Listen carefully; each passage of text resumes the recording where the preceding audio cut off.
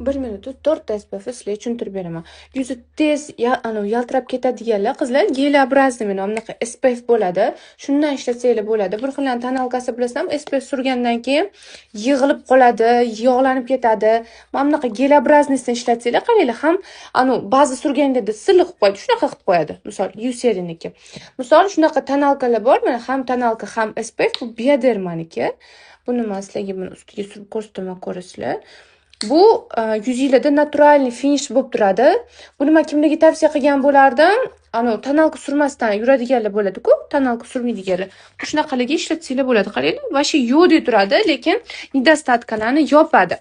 Keyin shunaqa SPFlar bo'ladi, oqartiradigan. Kelinglar, shu lazon qo'lida ko'rsataman. Sursanglar, qo'linglarni oqartirib beradi. Surganinglarni o'zida. Shunaqalari bo'ladi. Misol, bir xil plotniyroq SPF xohlaydi, plotniyroqga Avennikini tavsiya qilgan bo'lardim.